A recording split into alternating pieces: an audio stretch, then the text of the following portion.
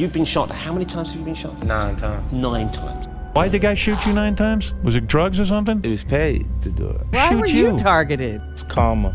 50 went from nearly losing his life to becoming a straight-up rap legend, with G-Unit rolling deep beside him. But once the fame kicked in, things got wild. Rumors flying, egos clashing, and fights popping off left and right. Here's how everything started to fall apart. When loyalty began to crack under the weight of the spotlight. Before those icy G-Unit chains and chart-topping hits, 50 Cent was just Curtis from Southside Jamaica, Queens, grinding, hustling, and dreaming about making it big in the rap game. Then, in 2000, everything flipped. He was outside his grandma's house when a car pulled up, and boom, shots rang out. 9 bullets tore through him. It should have been the end, but somehow, he made it out alive. The trauma didn't just fade, he carried it with him, and that's why you always saw him rocking that bulletproof vest like armor. You wear a bulletproof vest now? Most of the time, I believe. While healing, his jaw wired shut and body barely holding up,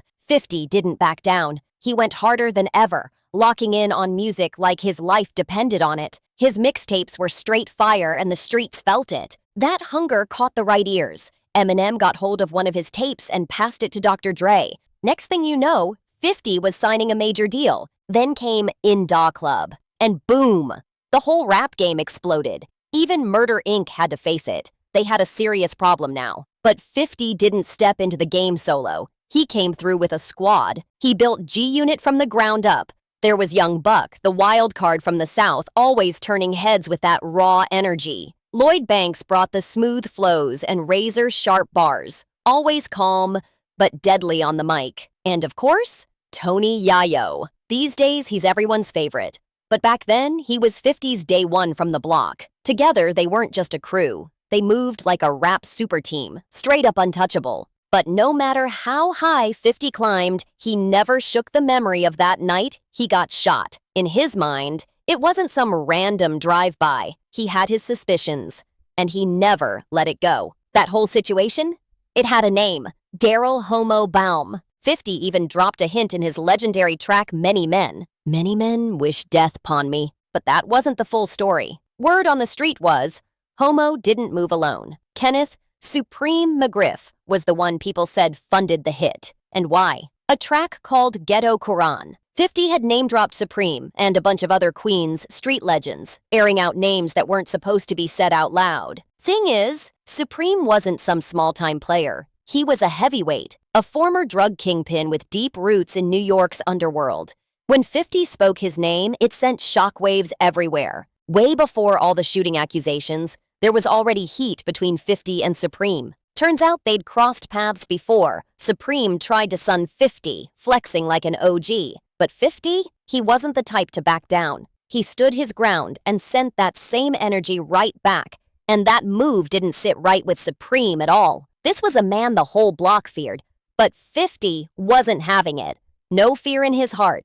Not even for a guy like Premi. Then in 2001, everything caught up to Supreme. The feds swooped in. He got hit with murder for hire charges, conspiracy, and serious drug trafficking. Life in prison. But even locked up, Supreme's name still rang out heavy in the streets. Federal prosecutors didn't think his reign was over. They believed he was still calling shots from inside. They even accused him of being linked to several violent hits, including the shocking murder of Jam Master Jay. Now, why would Supreme be tied to that?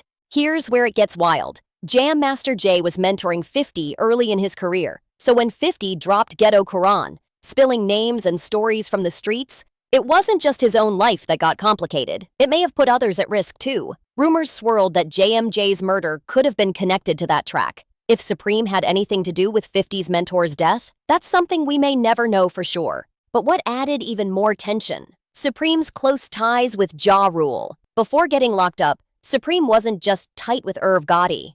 People said they did business together. That meant Supreme was moving with Murder Inc., the same label 50 had been beefing with for years. By now, everyone knows. There's real hate between Ja Rule and 50 Cent. No secret there. But here's the thing. While Supreme didn't start the beef, he definitely poured gasoline on it. And for 50, that made it personal. If the same murder Incan guys were secretly linked to a man who once tried to have him taken out, how could he ever trust anyone around them? That kind of fear doesn't wait outside. It creeps in, silent and cold. Paranoia doesn't knock, it just moves in. So when the war between 50 and Ja Rule exploded, diss tracks flying everywhere, tension spilling into the streets, and the whole industry choosing sides, 50 knew one thing. He needed his team tighter than ever. G-Unit wasn't just a rap group anymore. It was his front line. He needed ride-or-die soldiers, not part-time artists. But right then, cracks started showing in the crew. The first big hit? The Game. At first, Game was the West Coast Muscle 50 brought into G-Unit, a raw talent ready to blow. But when the beef got too hot, Game started switching up. He hit Hot 97 and told the world he wasn't trying to jump into 50's drama. He said he didn't want beef with Jadakiss or Fat Joe, especially after they hopped on J. Rule's track New York. To 50, that was a straight-up betrayal. In his mind, if you're not riding with me, then you're riding against me. So just days later, 50 showed up at Hot 97 with Tony Yayo, Lloyd Banks, and Olivia, ready to talk his talk. Sitting down with Funkmaster Flex, he aired it all out. He blasted Game for being disloyal, called him out for getting cocky, and dropped a bomb. He claimed he wrote most of Game's biggest hits off the documentary. When Flex asked where Game stood in the crew now, 50 didn't hold back. He made it real clear. G-Unit was no place for half-steppers. Nope, it didn't end there, not even close. Word got back to Game fast, and he wasn't about to let it slide. He and his crew stormed down to Hot 97 while 50 was still inside the building. But security wasn't having it. They locked the doors. That's when chaos erupted right outside the station. Shots were fired. Things got real ugly. One of Game's people ended up getting hit. And just like that, it stopped being a rap beef. This was full-blown street war now. From that moment on, 50 and Game were done for good. No more collabs, no peace talks, just pure bad blood. But the problems inside G-Unit didn't stop with Game. The next crack came from someone even closer, young Buck. At one point, Buck was like 50's right-hand man.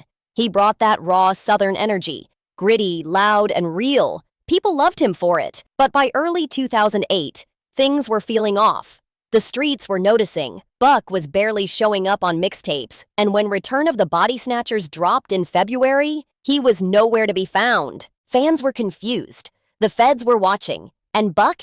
He started speaking out. In a May 2008 interview with XXL, Buck admitted he hadn't spoken to 50 in months. He opened up about money issues and feeling distant from the crew. He didn't come out swinging, but it was enough to raise eyebrows. Enough for 50 to feel that sting of betrayal all over again.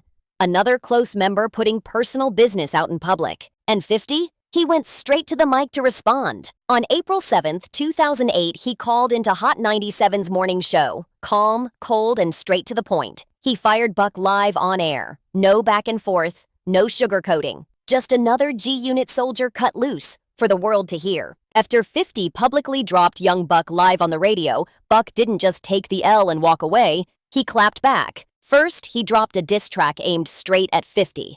Then came the real shocker. Buck leaked a secretly recorded phone call between him and 50. And man, it was awkward, emotional, and kinda painful to hear. On that tape, Buck could be heard crying, straight up breaking down.